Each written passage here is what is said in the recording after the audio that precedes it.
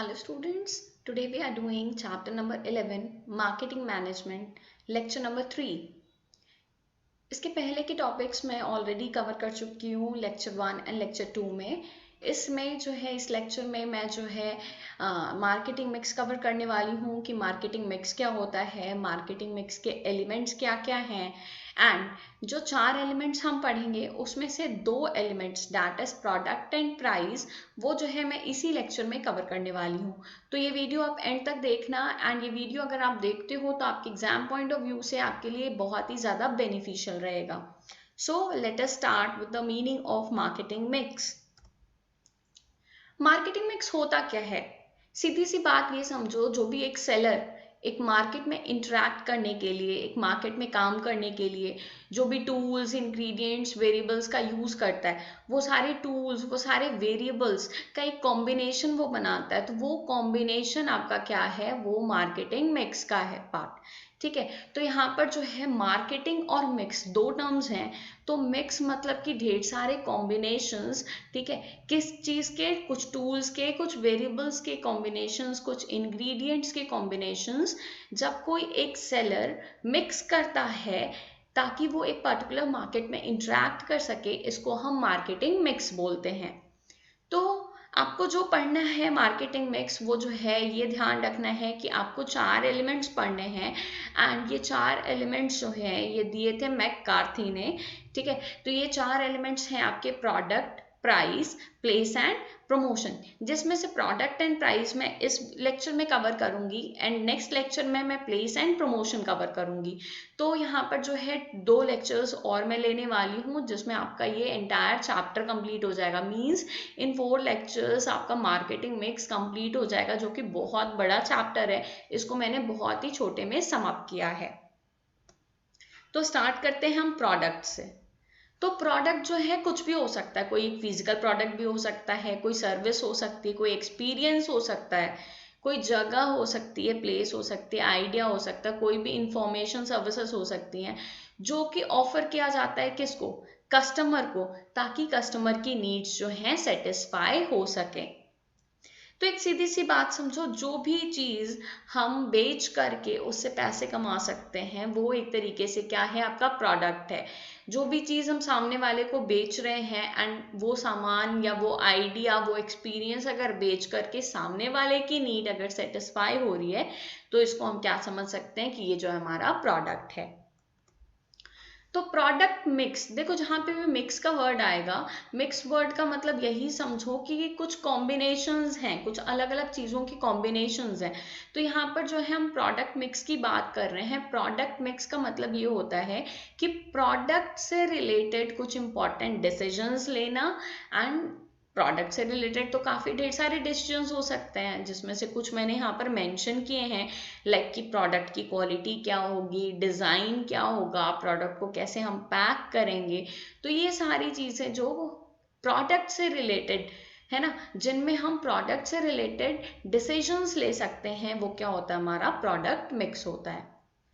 एक टर्म और यहाँ पर निकल के आता है जिसको हम बोलते हैं प्रोडक्ट असॉर्टमेंट.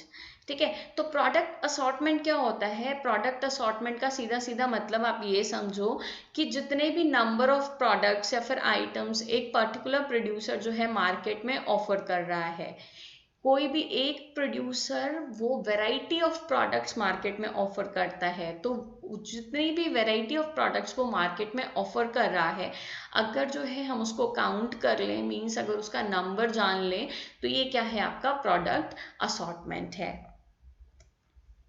अब जो है प्रोडक्ट मिक्स में हम जो है इंपॉर्टेंट 3 डिसीजंस लेते हैं, 3 कॉन्सेप्ट्स हैं जो आपके प्रोडक्ट मिक्स से रिगार्डिंग है.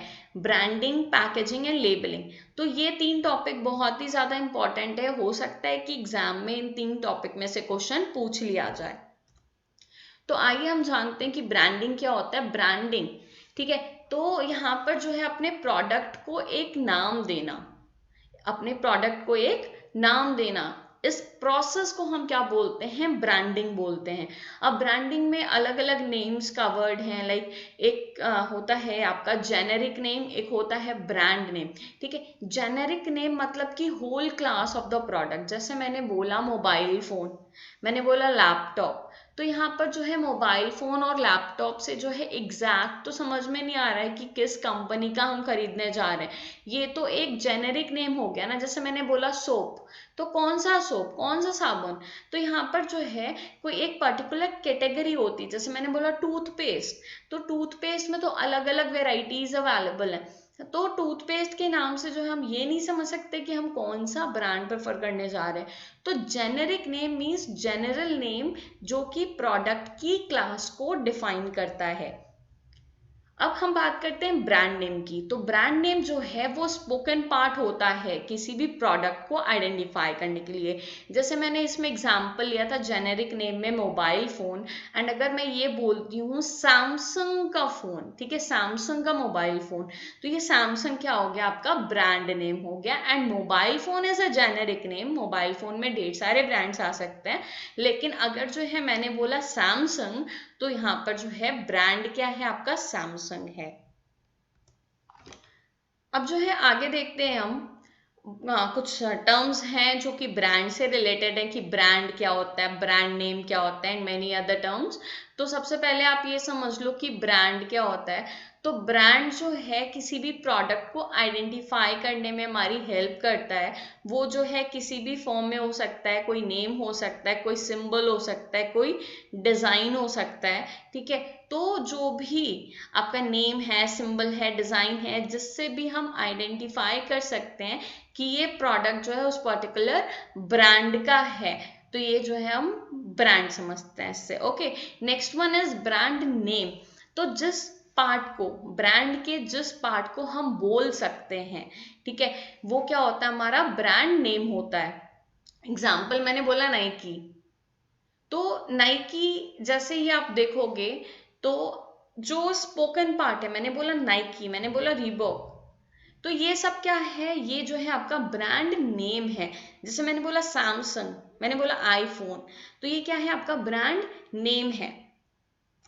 नेक्स्ट हम बात करते हैं ब्रांड मार्क की। जैसे आधा कटा हुआ एप्पल जो आईफोन का सिंबल है, ठीक है, वो क्या है, मार्क है। मतलब कि ये एक कोई सिंबल हो सकता है जिसको देख करके, ये कोई डिजाइन हो सकता है जिसको देख करके हम पहचान लें कि हाँ ये जो है इसी ब्रांड का प्रोडक्ट है। अब जैसे नाइकी के शूज पे आप देखोगे ऐसे टिक करके जो है साइन मिलेगा आपको, जिसको हम बोल तो नहीं सकते लेकिन देख करके रिकॉग्नाइज कर सकते हैं। जिससे एप्पल, आधा कटा हुआ एप्पल जो है, एक बाइट कटा हुआ एप्पल, वो आईफोन का सिंबल होता है। तो ये क्या है, आपका ब्रांड मार्क है, जो सिंबल से हम जो है देख करके ब्रांड को रिकॉग्नाइज कर लें। एंड ट्रेडमार्क, अगर इसी ब्रांड को हम ले जाकर के लीगल प्रोटेक्शन दिलाते हैं। लीगल प्रोटेक्शन दिलाने का मतलब कि हम जो है अगर अपने ब्रांड को रजिस्टर करा लें तो उसको एक लीगल प्रोटेक्शन मिल जाता है।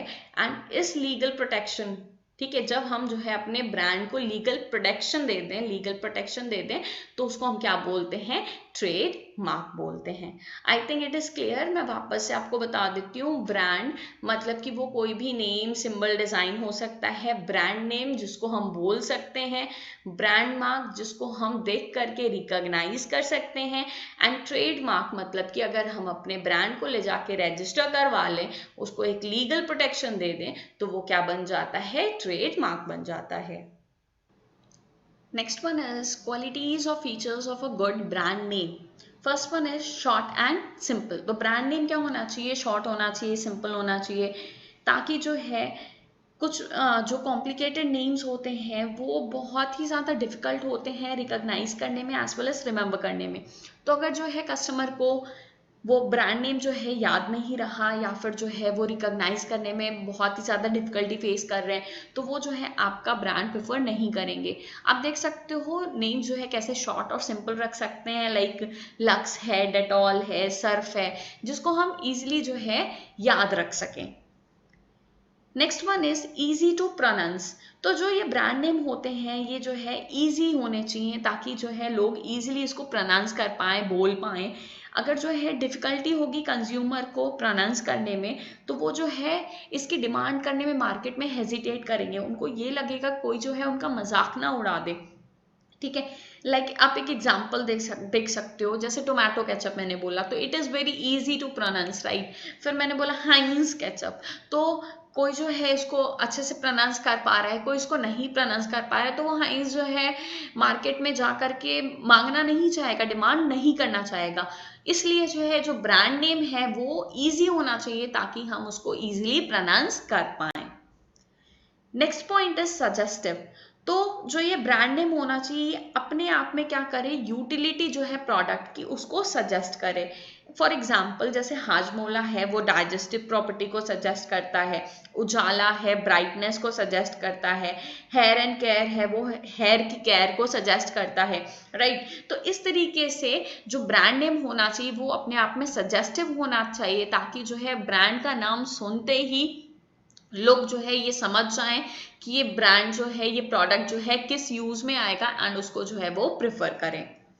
Next one is unique and distinctive होना चाहिए, ठीक है। जैसे कि अपनी आइडेंटिटी जो है कोई भी ब्रांड नेम लूज ना करे, इसलिए वो बाकियों से थोड़ा सा अलग होना चाहिए, डिफरेंट होना चाहिए, ताकि उसके नेम को सुन करके लोग जो है एक बार एटलीस्ट उसको यूज करके देखना चाहें। एक यूनिक सा डिफरेंट सा नेम होना चाहिए, जैसे कि एरियल है, टाइड है, तो ये सब यूनिक नेम है, डिस्टिंक्टिव नेम है, एक दूसरे से अलग भी हैं, राइट।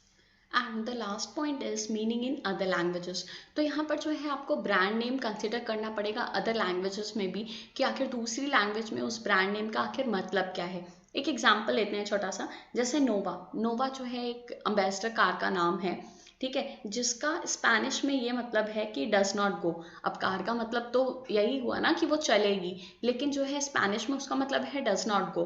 तो इस तरीके से जो है आपको कंसिडर करना होगा अदर लैंग्वेजेस में भी उसकी मीनिंग, कि ब्रांड नेम की जो है अदर लैंग्वेजेस में मीनिंग क्या है, एंड देन उसके बाद ही जो है आपको अपना ब्रांड नेम चूज करना होगा। Next, moving on to the advantages of brand name to producers. First one is helps in product differentiation. तो जो ब्रांडिंग होती है, मार्केटर क्या करते हैं, अपने प्रोडक्ट को डिफ्रेंशिएट कर सकते हैं अपने कस्टमर के प्रोडक्ट से। जो ब्रांड नेम होता है वहाँ पे जो है ये सजेशन मिल जाता है, ब्रांड नेम को देख करके ये पता चल जाता है कि हमारा ये प्रोडक्ट है, हमारे कॉम्पिटिटर का ये प्रोडक्ट है। जैसे मैंने बोला पेप्सी, मैंने बोला थम्स अप, ठीक है। तो यहाँ पर जो है पेप्सी और थम्स अप दोनों एक ही जैसे दिखते हैं, लेकिन स्टिल हम पेप्सी को और थम्स अप को क्या कर सकते हैं, डिफ्रेंशिएट कर सकते हैं। Next one is helps in advertising.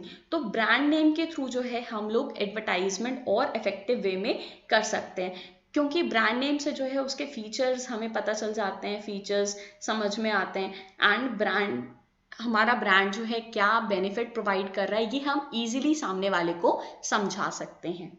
Next one is differential pricing.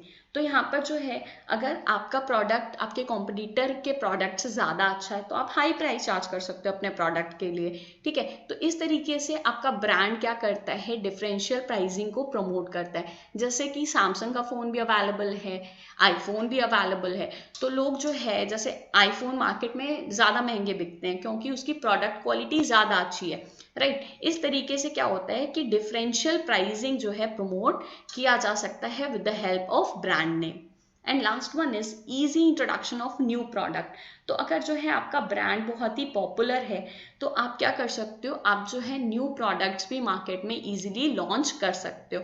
जैसे मैं सैमसंग का एग्जांपल लेती हूँ। सैमसंग क्या करता है, सैमसंग जो है फ़ोन बनाता है, रेफ्रिजरेटर बनाता है, टेलीविज़न बनाता है एंड मैनी अदर प्रोडक्ट्स। तो वो जो है अलग अलग प्रोडक्ट में भी क्या किया, इजीली एंटर कर पाया, नए प्रोडक्ट्स को भी, नई चीज़ों को भी वो जो है मार्केट में इजीली इंट्रोड्यूस कर पाया, क्योंकि उसने अपना एक ब्रांड नेम स्टैब्लिश कर लिया मार्केट में, राइट। तो ये सारे एडवांटेजेस हैं ब्रांड नेम के जो कि प्रोड्यूसर्स के पॉइंट ऑफ व्यू से हैं। अब हम बात करते हैं ब्रांड नेम के कुछ एडवांटेजेस जो कस्टमर के पॉइंट ऑफ व्यू से हैं, कंज्यूमर के पॉइंट ऑफ व्यू से हैं। पहला क्या है, helps in identification of the product. तो कस्टमर्स भी क्या करते हैं, अलग अलग ब्रांड्स को देखते हैं एंड उसमें से जो उनको ब्रांड सबसे ज़्यादा सेटिस्फैक्शन देता है, ठीक है, उसको जो है वो आइडेंटिफाई इजीली कर सकते हैं एंड उसको चूज कर सकते हैं। Next one is ensures quality.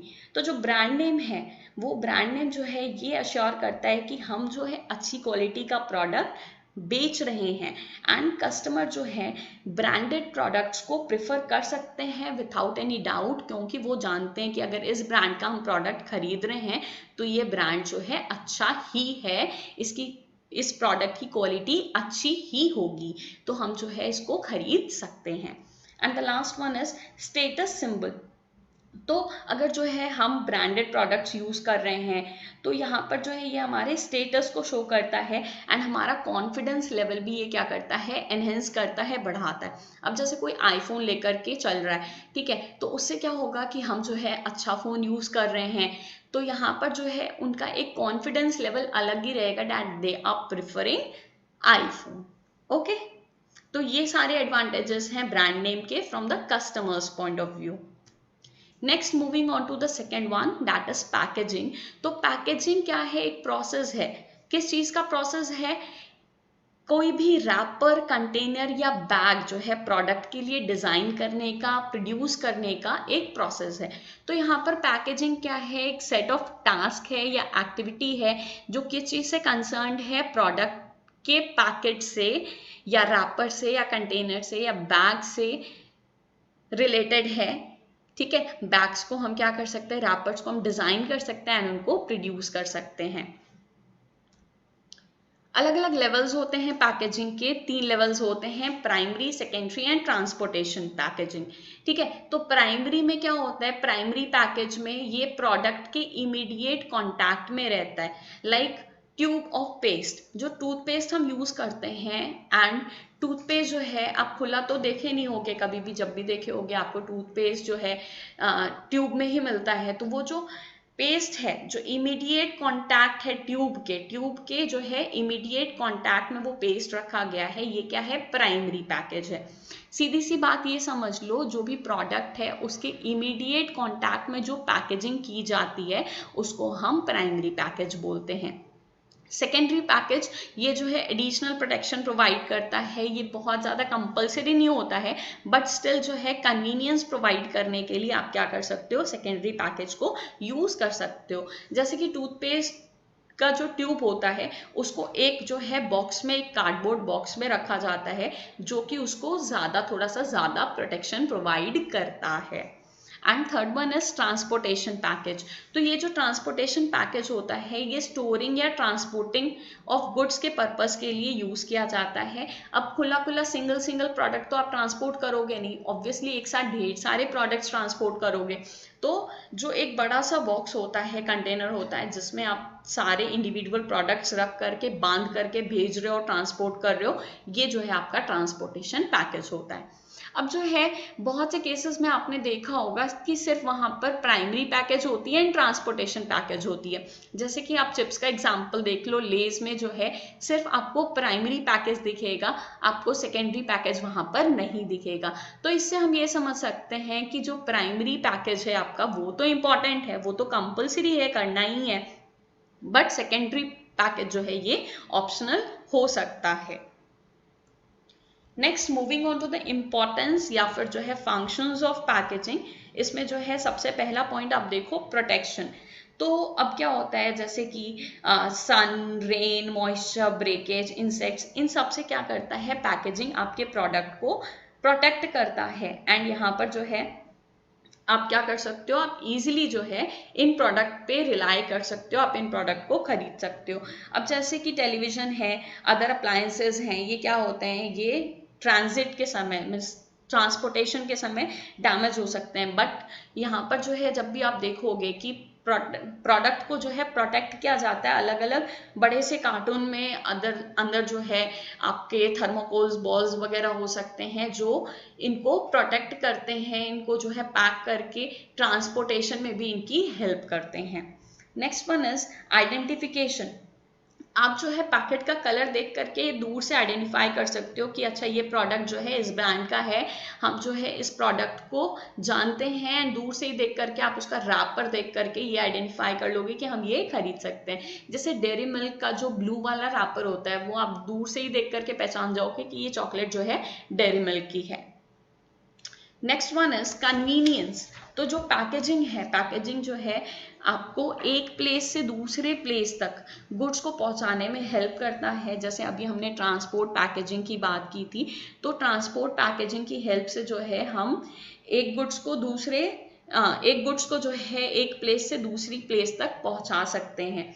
अब जैसे कि कोल्ड ड्रिंक है, कोल्ड ड्रिंक के लिए जो छोटी छोटी प्लास्टिक की बॉटल्स हैं वो भी एक तरीके से क्या करती हैं, कन्वीनियंस प्रोवाइड करती हैं। जैसे कि मान लो कि अभी हमने हाफ कंज्यूम किया, फिर जो है बॉटल में उसको पैक करके रख लिया, फिर जो है कहीं और कैरी करके लेके जाना है, आप ले गए, उसको बाद में कंज्यूम करना चाहते हो कंज्यूम कर लो।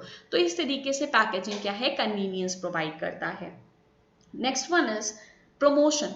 तो प्रमोशन की हेल्प से क्या होता है कि पैकेजिंग की हेल्प से क्या होता है कि आप जो अपने गुड्स का प्रमोशन अच्छे तरीके से कर सकते हो। अगर जो है आप attractive, colourful and innovative packaging use कर रहे हो तो इससे क्या होता है कि जो स्पेशली बच्चे होते हैं वो इनसे बहुत ही ज़्यादा अट्रैक्ट हो जाते हैं, एंड कि अट्रैक्टिव पैकेजिंग जो है कंज्यूमर्स को बूस्ट करता है कि आप जो है इन प्रोडक्ट्स को प्रिफर करो, आप जो है इन प्रोडक्ट्स को एटलीस्ट यूज करके एक बार देखो। तो इससे क्या होता है, सेल्स बढ़ती है। Next one is self service outlets. तो यहाँ पर जो है आप ये समझ लो कि आजकल जो है बहुत ही ज़्यादा पॉपुलर है सेल्फ सर्विस आउटलेट, जहाँ पर प्रोडक्ट्स रखे रहते हैं, अट्रैक्टिव पैकेजिंग के साथ रखे रहते हैं, एंड कस्टमर्स को खुद जो है पिक करना है वहाँ से ढेर सारे प्रोडक्ट्स में से अपना जो प्रोडक्ट वो कंज्यूम करना चाहते हैं उसको पिक करना चाहते हैं। तो सेल्फ सर्विस आउटलेट्स के लिए भी पैकेजिंग बहुत ही ज़्यादा इंपॉर्टेंट है, जहाँ पे कस्टमर्स खुद से प्रोडक्ट्स को देख करके पिक कर रहे हैं। And the last point is rising standard of health and sanitization. तो बहुत बार क्या होता है, खुले प्रोडक्ट्स में एडल्ट्रेशन के चांसेस ज़्यादा होते हैं। तो यहाँ पर क्या है कि पैकेजिंग की हेल्प से हम standard of health and sanitization improve कर सकते हैं, एडल्ट्रेशन किसी भी तरीके का ना हो ये इंश्योर कर सकते हैं। एंड हम ऑब्वियसली प्रेफर करते हैं पैक्ड प्रोडक्ट्स ओवर द जो खुला हुआ सामान जो मार्केट में बिक रहा है उसके ऊपर। ओके, एक दो पॉइंट्स और हैं जैसे कि प्रोडक्ट डिफरेंशिएशन। तो पैकेजिंग की हेल्प से हम प्रोडक्ट को डिफरेंशिएट कर सकते हैं कि कौन सा जो है अच्छी क्वालिटी का होगा। अगर अच्छी क्वालिटी की पैकेजिंग है तो प्रोडक्ट भी अच्छी क्वालिटी का होगा। एंड वन मोर पॉइंट जो आप पढ़ सकते हो वो है इनोवेशनल अपॉर्चुनिटीज। लाइक जैसे आजकल टेट्रा पैक देखते हो आप मिल्क का, जिसको जो है आप 3 से 4 दिन में कंज्यूम कर सकते हो विदाउट रेफ्रिजरेशन। तो इससे क्या होता है, इससे मार्केटिंग का स्कोप बढ़ता है। नेक्स्ट हम आते हैं लेबलिंग पर। तो लेबलिंग का मतलब क्या होता है, पैकेज के ऊपर आइडेंटिफिकेशन मार्क्स पुट करना ताकि जो है लोग उसके बारे में जानकारी हासिल कर सकें। ये जो लेबलिंग होती है इंफॉर्मेशन प्रोवाइड करती है कंज्यूमर्स को किस रिगार्डिंग में, like name of the product, name of the manufacturer, उसके content, expiry date, manufacturing date, batch number, कुछ जनरल इंस्ट्रक्शंस कि आप किस तरीके से इसको यूज़ कर सकते हो, कितने दिन तक यूज़ कर सकते हो, इसको आपको रेफ्रिजरेट करके रखना है कि नहीं रखना है, इसको आपको सनलाइट से दूर रखना है कि नहीं रखना है। ठीक है, तो ये सारी चीज़ें, प्रोडक्ट का वेट, प्राइस कितना है प्रोडक्ट का, ये सब हम लेबलिंग के थ्रू जो है पैकेज के ऊपर मेंशन करते हैं। लेबल्स भी कुछ फंक्शंस परफॉर्म करते हैं जिसको हम देख सकते हैं। पहला पॉइंट है describe the product and specify the content. तो यहाँ पर जो है जो मैन्युफैक्चरर होते हैं वो हर कस्टमर को जाकर के सारी डिटेल्स नहीं दे सकते, सारी इंफॉर्मेशन पर्सनली प्रोवाइड नहीं कर सकते। तो मैन्युफैक्चरर जो भी प्रोडक्ट से रिलेटेड इंफॉर्मेशन कस्टमर तक पहुँचाना चाहते हैं कि प्रोडक्ट कैसा है, कब तक यूज़ कर सकते हो, कैसे यूज़ करना है, ये सारी चीज़ें जो हैं वो लेबल के थ्रू मेंशन कर देते हैं प्रोडक्ट के ऊपर, पैकेज के ऊपर। Next one is identify the product. तो जो ये लेबल होता है, लेबल के थ्रू जो है हम इजीली प्रोडक्ट को आइडेंटिफाई कर सकते हैं। जैसे डव है, ठीक है, तो वाइट कलर का अगर बॉक्स है तो वहां पर जो है आप ये रिकॉग्नाइज कर लोगे, दूर से ही देख करके आप ये पहचान लोगे। और डव लिखा है, डव का सिंबल बना हुआ है, तो आप उससे इजीली पहचान लोगे कि ये जो है आपका सोप डव का है। तो यहाँ पे क्या होता है कि अलग अलग जो प्रोडक्ट्स रखे होते हैं उनमें से आपको जो प्रोडक्ट चाहिए आप उसको इजीली चूज कर सकते हो, आइडेंटिफाई कर सकते हो। Next one is helps in grading. तो यहाँ पर जैसे कि आपने देखा होगा अलग अलग ग्रेड्स के सामान जो है, प्रोडक्ट जो है मार्केट में अवेलेबल होते हैं। तो यहाँ पर जो लेबल्स होते हैं, लेबल्स जो है मेंशन्ड होते हैं आपके पैकेज के ऊपर, उन लेबल्स को देख करके आप ये आइडेंटिफाई कर सकते हो कि किस ग्रेड का प्रोडक्ट है, क्वालिटी कितनी अच्छी है। तो लेबल जो है हेल्प करते हैं ग्रेडिंग में। आप जो है कुछ एग्जांपल्स देख सकते हो, जैसे book bond, red label, yellow label, green label. तो ये क्या है, एक तरीके से ग्रेडिंग है। आप जैसे कि एसी वगैरह पे देख सकते हो 5 स्टार, 3 स्टार, 1 स्टार। तो इससे जो है आप एक तरीके से उसका स्टैंडर्ड आइडेंटिफाई कर सकते हो। Next one is providing information required by law. तो जो लीगल इंफॉर्मेशन वगैरह होती हैं वो भी लेबल के थ्रू प्रोडक्ट पे मेंशन की जाती हैं, जैसे कि कुछ स्टैट्यूटरी वार्निंग्स हैं, या फिर जैसे मेंशन्ड होता है सिगरेट्स के पैकेट पे कि its consumption is injurious to health. तो इस तरीके की कुछ लीगल इंफॉर्मेशन हम लेबल के थ्रू पैकेट्स पर मेंशन कर सकते हैं। And last one is promote sales. तो अगर अट्रैक्टिव एंड कलरफुल लेबल्स हैं, बहुत ही सुंदर तरीके से लिखे हुए हैं, तो वो भी जो है कस्टमर्स को अट्रैक्ट करते हैं अपनी तरफ। एंड इन लेबल्स के थ्रू भी जो है कस्टमर्स क्या करते हैं, प्रोडक्ट को प्रिफर कर सकते हैं, जिससे सेल्स आपकी क्या होगी, मैक्सिमाइज होगी। Next moving on to the price. तो प्राइस क्या होती है, प्राइस वो वैल्यू होती है जो एक बायर सेलर को पास करता है उनके प्रोडक्ट्स या सर्विस कंज्यूम करने के बदले में। तो यहाँ पर जो एक सीधी सी बात आप समझो, सेलर जो है फ्री ऑफ कॉस्ट तो प्रोडक्ट या सर्विस आपको प्रोवाइड करेंगे नहीं, तो उसके बदले में आपको कुछ ना कुछ पेमेंट करनी पड़ेगी, कुछ ना कुछ वैल्यूएबल चीज पास करनी होगी टू द सेलर। एंड इसी को हम क्या बोलते हैं, प्राइस बोलते हैं। Next moving on to price mix. तो प्राइस मिक्स क्या है, कुछ इंपॉर्टेंट डिसीजंस होते हैं जिनसे हम फिक्स करते हैं अपनी कमोडिटी का प्राइस। अब जैसे कि आप मान लो कि टोटल कॉस्ट तो आप जानते ही हो, fixed cost plus variable cost. तो ये जो आपकी फिक्स्ड कॉस्ट है ये भी कवर हो जाए, आपकी वेरिएबल कॉस्ट भी कवर हो जाए, इस तरीके से जो है आप सोच समझ करके अपनी प्राइस रखते हो। तो ये क्या है, एक तरीके का इंपॉर्टेंट डिसीजन है regarding fixing of the price. ठीक है, तो अब जो है आप देखो ये डिसीजंस किसी चीज से भी रिलेटेड हो सकते हैं, लाइक कॉम्पिटिटर्स जो है सेम प्रोडक्ट के लिए क्या प्राइस चार्ज कर रहे हैं, हमारे प्रोडक्ट की मार्केट में डिमांड क्या है, and other decisions which is related to fixing of cost. ये सारी चीजें, सारा डिसीजन जो है हमारे प्राइस मिक्स में आता है। कुछ फैक्टर्स हैं जो कि प्राइस डिटर्मिनेशन में इफेक्ट करते हैं, जिसमें पहला पॉइंट है आपका प्राइसिंग ऑब्जेक्टिव्स। तो अलग अलग जो है ओनर्स, अलग अलग फर्म जो है अलग अलग स्ट्रैटेजी फॉलो करती है प्राइस रखने की, जिसको हम प्राइसिंग ऑब्जेक्टिव्स बोलते हैं। जैसे कि अगर लार्ज मार्केट शेयर कैप्चर करना है, मतलब कि लार्ज मार्केट कवर करना है, उस सिचुएशन में क्या करते हैं लोग, प्राइस को कम रखते हैं ताकि जो है कम प्राइस रख करके वो ज्यादा मार्केट कैप्चर कर पाए। इसी को हम पेनिट्रेशन प्राइसिंग पॉलिसी भी बोलते हैं। Next one is competitive market. अगर जो है कॉम्पिटिटिव मार्केट है, मार्केट में कंपटीशन बहुत ज्यादा है, तो उस समय जो है आपको लो प्राइस रखनी होगी by offering discounts and all. जैसे कि आप देखोगे पेप्सी, थम्स अप मार्केट में बिक रहा है, ठीक है, पेप्सी ने क्या किया, 20 वाली बोतल कट करके 15 में बेचना शुरू किया। तो कोका कोला भी क्या किया, थम्स अप भी क्या किया, 15 में जो है 15 वाली बोतल भी मार्केट में बेचना शुरू कर दिया। तो ये क्या है, लो प्राइस पर जो है आपको गुड्स बेचने होंगे अगर कॉम्पिटिटिव मार्केट है, साथ में आपको डिस्काउंट्स भी ऑफर करना होगा। एंड अगर जो है आप क्वालिटी लीडरशिप अचीव करना चाहते हो, जैसे आईफोन जो है महंगा बिकता है, राइट, तो आईफोन वगैरह जो है एप्पल की जो कंपनी है वो हाई प्राइस चार्ज करती है। ऐसे बहुत ढेर सारे ब्रांड्स हैं जो हाई प्राइस चार्ज करते हैं, जो क्वालिटी लीडरशिप अटेन करना चाहते हैं। Next one is product cost. तो अभी मैंने आपको बताया कि प्राइस जो है ऐसा आपको रखना चाहिए जिसमें आपकी टोटल कॉस्ट कवर हो जाए, मतलब फिक्स्ड कॉस्ट के साथ साथ वेरिएबल कॉस्ट भी आपकी कवर हो जाए। Next one is extent of competition in market. तो यहाँ पर अगर मार्केट में कंपटीशन बहुत ज़्यादा है तो आप कम प्राइस चार्ज करो, अगर मार्केट में कंपटीशन कम है तो आप हाई प्राइस चार्ज कर सकते हो।